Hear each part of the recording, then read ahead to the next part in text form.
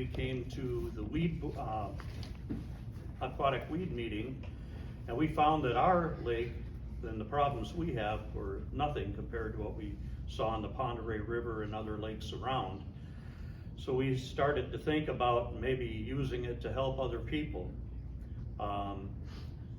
We worked with Loretta and Sharon at the weed board, who were both very helpful getting our permit for our lake. And then we went last year, we got a permit, went through the process to get a permit for the Ponderay River. We haven't used it on the Ponderay River yet. We've been working through issues, learning how to use it, broke the boat, had to fix it. And last year it worked pretty flawlessly.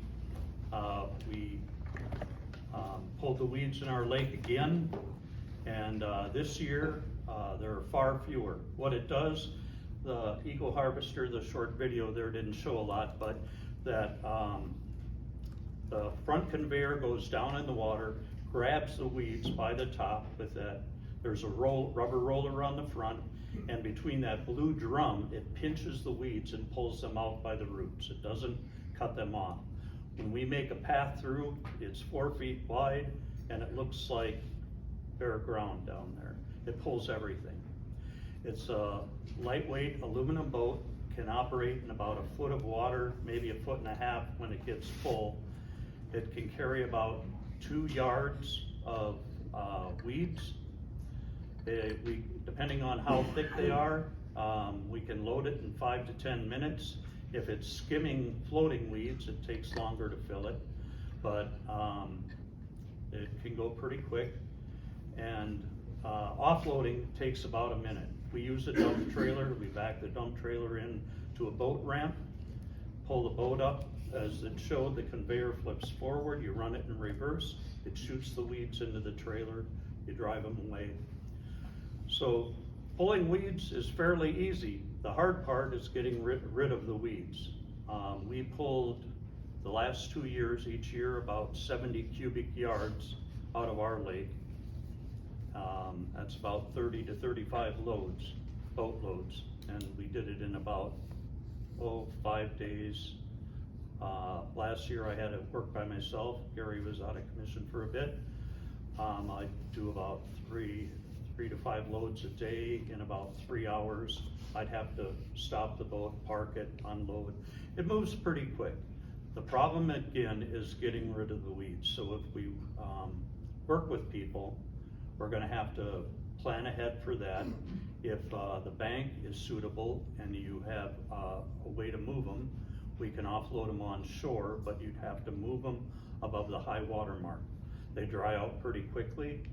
Down in our little valley, we used all the weeds for mulch on orchards and in our gardens among the neighbors. So we used all the weeds down there. Nice thing about using them for garden mulch, they don't go to seed and spread weeds in your garden. They're high in nitrogen and phosphorus, and it also pulls all that material out of your water body so it doesn't decompose there and cause muck and other problems. Last summer when I was working, 2 fishery biologists came over from Montana that worked for Avista to see how the boat worked. We signed a contract with them to pull weeds on the Noxon Reservoir near Trout Creek, Montana, the first week of August. So I'm going to turn it over to Gary to tell more information about that and about the contract with Avista. So thanks, Jim. It feels a little awkward being here. This is a great group, and the first presentation we saw was obviously had all kinds of important graphs and experience and terms and things like that. So that's a pretty hard thing for Jim and I to follow up.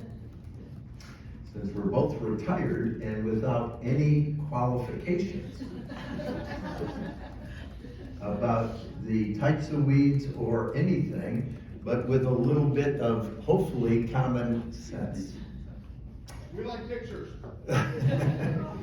So Jim got his initial training in aircraft maintenance, and towards the end of his career, ran the motor pool for the post office in Spokane, Washington. And there they maintained over 800 vehicles, and we should all feel good that this was one of the best operated, lowest cost, highest efficiency operation in the United States, thanks to Jim. My background is engineering, mostly in the food business, with high-speed packaging equipment and things like that. So with both of us being retired, and our only goal was to meet interesting people and have fun, somehow we got hooked up with this eco-harvester, as I happened to mention or meet the young guy that designed this out of Wapaka, Wisconsin. Really a bright young guy who had a landscaping business, a contracting business, a number of businesses, but he saw this problem in Wisconsin and designed this machine about 10 years ago. Since then, they have produced over 100 of these machines and shipped them all over the world. So as I was meeting with Dennis at his place one day, he said, you know, we haven't really done much out west. He said, I think there's only 3 machines west of the Mississippi. I said, oh, is that true? He said, yeah, there's one in California, one in Oregon, and I think there's one someplace in Washington. And so as Jim related, we happened to find this on a mountaintop and purchased it from the original owner. So just using our common sense, it really made sense that if you could pull the weeds, think of your garden, you can spray them with herbicides, or you can pull them, or you can rototill them. We thought pulling the weeds out made more sense. So many of the weed remediation pontoon boats like ours have cutters on them, like sickle cutters, that cut the weeds off, which would be something that Scott uses with the PUD to clear boat ramps and everything, and it's really effective in removing the biomass out of your lake and cleaning that up really quickly. Ours, on the other hand, has the 2 rollers that actually pull the weeds out and load it in the back of the eco-harvester as we drive around. And so pulling the weeds out eliminates the biomass in your lake or river, or in our lake. And so as we started to think about that, that was pretty effective. And it also turns out, in talking to master gardeners, that a lot of the fertilizers and things that are used on land don't stay on the land. They get washed into our lakes and streams, which feeds the weed growth like fertilizer is intended to do.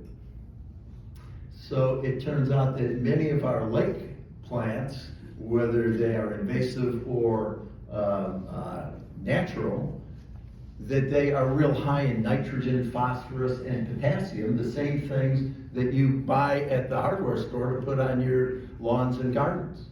So when we pull that out of the lakes and streams, if you mix that with dried leaves or a carbon-based thing, wood chips or something like that, it turns into really ideal compost. So it kind of can become a virtuous cycle. I would be remiss if we didn't really get going on this and really thanking Loretta, Sharon, and Scott, because years ago, as we were trying to figure this whole thing out, I think Loretta was the first contact we made. And of course, she was so kind not to throw us out of her office and say, are you guys nuts? They have been out and actually operated the machine on our lake. Scott has been a huge supporter and was aware of this machine, I think, before we ever were. So without the support of Loretta, Sharon, and Scott, we wouldn't be in this awkward position today of trying to tell you about what we're doing. So, and so as we think about this, it occurred to me that the biomass that naturally grows and then dies off to the bottom of your lake is, as it's dead under the water, and in some places, if you walk around a swimming area or around your dock, you will feel that it is some form of a loose muck or slurry that comes up to your ankles, sometimes to your knees. And again, I don't have any scientific terms, background to even talk about this, but what I believe this is underwater compost. Because when these weeds die, just like if you pulled them out and composted them on land, they are underwater. But as we all know, you need oxygen to decompose that. And that muck on the bottom does not have access to oxygen. So it decomposes way more slowly. So as a side issue, Jim and I found a special pump that can pump that muck out of the lake and put that on land, but we don't know even less about that than we do eco-harvest. But it's just the kind of thing that when you hang around smart guys like Jim, you keep thinking this through and you come up with problems and potential solutions. So we had met with the tribe, and through the tribe, they had said, they had a contact with a Vista somewhere along the line, and so over the last 2 years, we have had intermittent contact, and they had sent representatives to watch us harvest on our lake.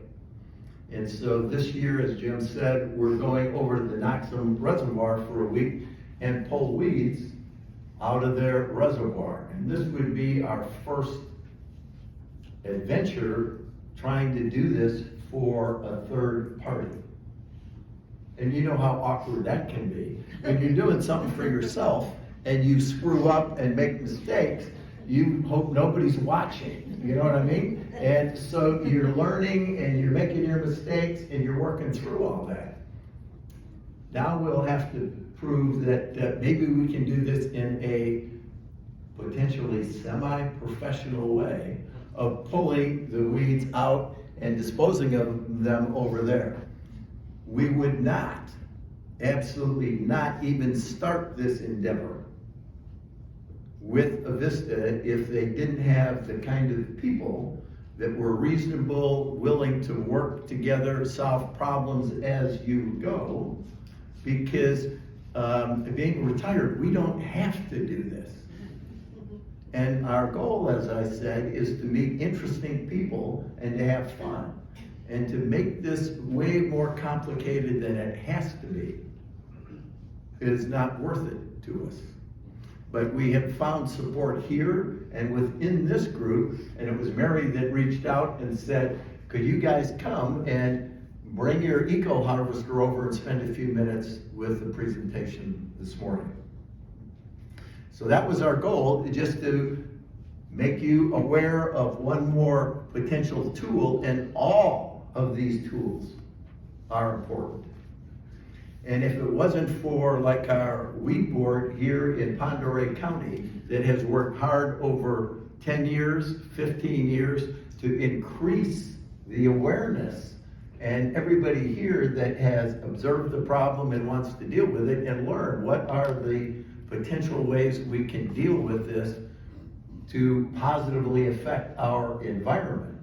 I mean, if it wasn't for you guys trying to push this, we wouldn't have the awareness and all the new equipment that is now available and out there. So I think that's what you need to know about us. We are learning and testing a method that is unique, that will pull the weeds and move them out of the water column. And then we believe this is a effective additional tool. But as of this year, would be our first year doing it for a third party, and we will be tested, won't we, Jim? Yeah, we will. to see if we can continue to look like we know what we're doing. So, we have the eco harvester parked out front, and afterwards, anybody that wants to take a look at it, the operation is fairly clear and simple if you see it, and we'd be happy to answer any questions later so we can keep the program moving. Got a few minutes, so. Okay. Anybody have a question? Sir? What water depth can you operate in? And how long does it take to clear, let's say, you know, an acre-sized plot of water or? So, when you look at the eco harvester, it's a aluminum pontoon boat, so it rides fairly high in the water. I would say empty, our draft is about 8 to 10 inches, and full, it may be 12 to 15 inches.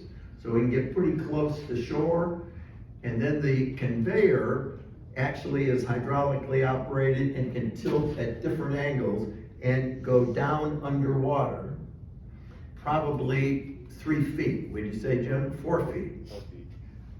So and if the weeds are deeper, but they have a stalk that we can grab, think of an old Ringer washing machine that can pull those up out, so we can go at the surface and skim, or we can go fairly deep and pull things out. What was the second part of your question? Or just how long does it take to clear an area? And so, are you saying actual depth to reach the bottom is maximum about 3 feet? 4 feet. 4 feet? But we don't have to reach the bottom. When you pull weeds in the garden, do you have to touch the soil, or if it's a real strong weed, you can pull it above the soil? So the same holds true. And many of these weeds are in a softer material at the bottom. So the second part is, how much can you clear, how quickly? As Jim points out, pulling the weeds is a lot of fun and fast. Now you've filled up 2 to 3 cubic yards in the back of our eco harvester, and we have to unload it. So the unloading piece, depending on how far you have to go to unload, is what takes the majority of the time. So we started by just dropping this material, pulling up to the shore because we can get close enough, and shooting it out on the bank. And then people would take it, as Jim pointed out, and use it in their gardens as additional fertilizer and everything, which worked out great. But if you were gonna haul it away, we have a dump trailer, because as you have 70 cubic yards, this is a fair amount. And so we put it in the dump trailer, then you can take it to a remote location and dump it off. So you may have a pile of weeds 3, 4 feet deep, and within a very short period of time, it's mostly water, it will shrink down to be only about 5% of its original volume. And we haven't noticed any odors or problems with that at all. 2 good questions. Yes, ma'am? If it's used for milfoil and left on the bank, doesn't that create a problem with potentially going back? Washing back in. You are correct. We number one, we do create some weed parts as we pull things out on occasion, but we're finding that we're picking up about 95% of those weed parts, which is way better than trying to clear the area around your dock with your fishing motor, which chops everything up. So we get that out. If we were to dump it on the shore, we've met all kinds of people besides here in the county and at the state level, and even the Army Corps of Engineers gets involved with. Who knows how that goes? But everybody has been really supportive, that they said, well, if we dump on the shore, you should move it 50 feet above the high water mark, which is not real difficult to do, but you can move that. So the easiest thing would be, let's say we were gonna clear around docks or swimming areas, we pull as close to the shore, dump it on the shore, and then move it or trailer it. And you had a question, sir. Yeah, how effective is the fertilizer compared to traditional fertilizers? Great question, and I already gave you the disclaimer, I am not a scientist and chemist. I have no education or background in anything like that, so I have no clue. It's comparable to any compost, probably a little bit higher in nitrogen than your standard compost. And the analysis is gonna be a little different across what the elements you put into your compost. But But it no would be main complaints for people using it or anything? complaints. Yeah. Yeah, don't put it on raw, cause you'll burn. Okay. It has that much nitrogen. Yeah, if you put it on too thick, it will burn. And so we've spread it on lawns and then run lawnmowers over it to spread it out. But I did go to a master gardener's class over in Newport, in the same building you're located in, Sharon. And they went into great detail on if you can get aquatic plants and turn that into compost, it is one of the best things that you can use. I used it in our garden last year, and it didn't burn anything. We dumped it outside the garden, with the dump trailer. I took it with a pitchfork, put it in the wheelbarrow to get it in the garden. I just spread it on everything. I mulched in between the rows around the plants to choke out the weeds so I wouldn't have to weed. And, tilled it in at the end of the season, and it was just fine. I didn't have a problem. So you can see we've done extensive studies in Jim's garden. And these are all documented someplace, but we're not sure where. In the cloud. Yes, sir. Trying to compare your method of control with chemical control. You're doing your lake every year, the same area, so you have to do this process every year to keep the weeds down. Does chemical treatment treat for more than a year? I don't know. I can tell you our experience, and the reason we're going over to Knoxum Reservoir is that they have some biologists that are really gonna test that exact issue. Our observation is, Jim can tell you our observation after clearing areas of our lake for the last 2 years. This year, it's far less, and you can still, so we have 2 lakes above where the river comes in, then the river narrows down to a channel again. It was choked with weeds, and on my lake, the 3rd lake, was choked with weeds because it's shallow. And it was like kayaking across your lawn. It was Here, that Jim. bad. This year, Jim? after 2 years, so you can still see paths in the channel that I cleared last year. And there's far fewer, a fraction of the weeds this year on our lake. We're gonna get, last year we were done pulling like by July 5th. Here it is the 15th, much later, and we have far fewer weeds topped out in there. We're gonna start pulling this week. We had to wait. And there's hardly any weeds in the channel to pull.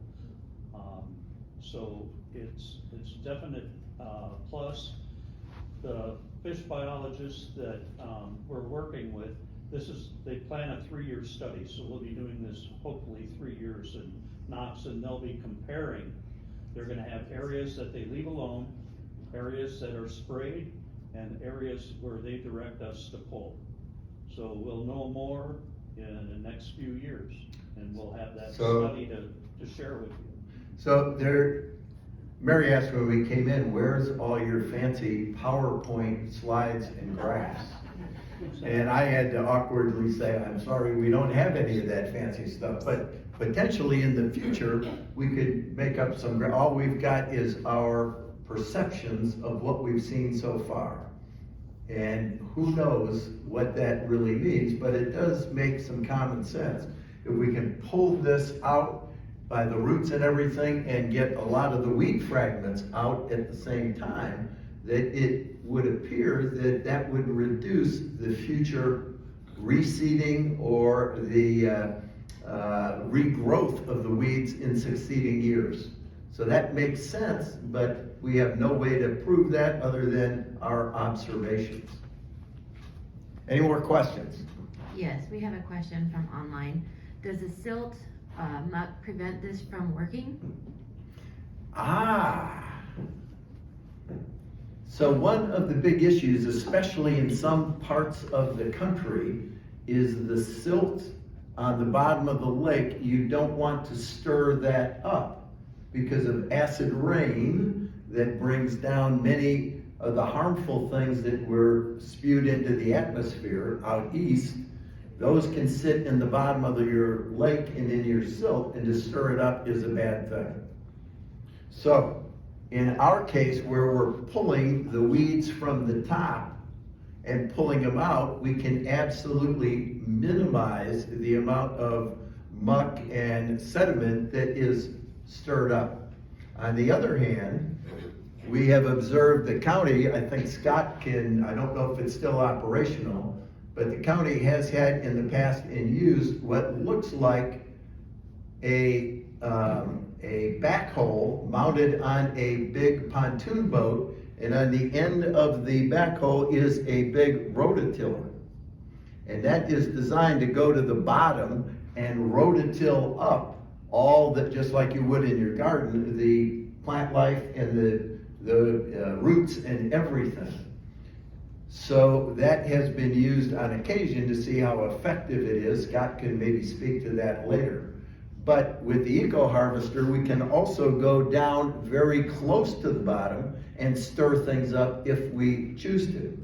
So as we're learning as we go, do we want to go real deep and stir things up, or do we want to go shallow? Some of the people that have been around a long time used to drag bed springs up behind their fishing boats at the bottom to stir that up, and the muck would float up in the water and decompose faster because of sunlight and more access to oxygen.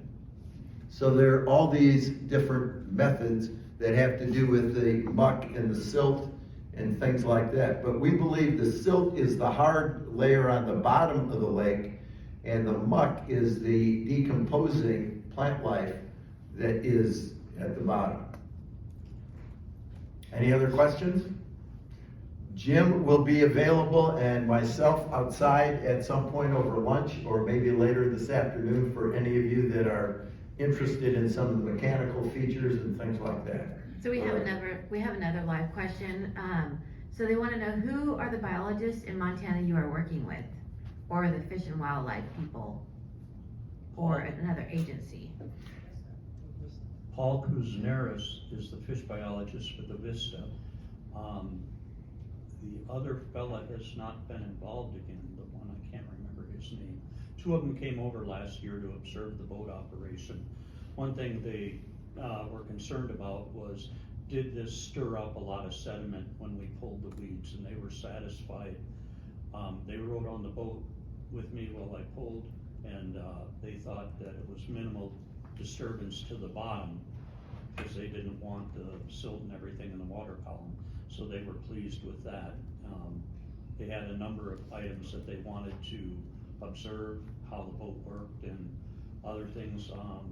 Also, because the boat is lightweight and doesn't displace a lot of water, it doesn't cause erosion on the banks. That was another concern they had.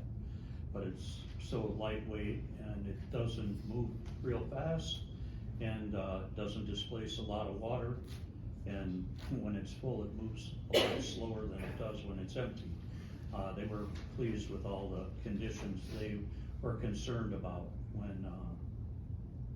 before they signed us to do this study. Jim, one other question I have.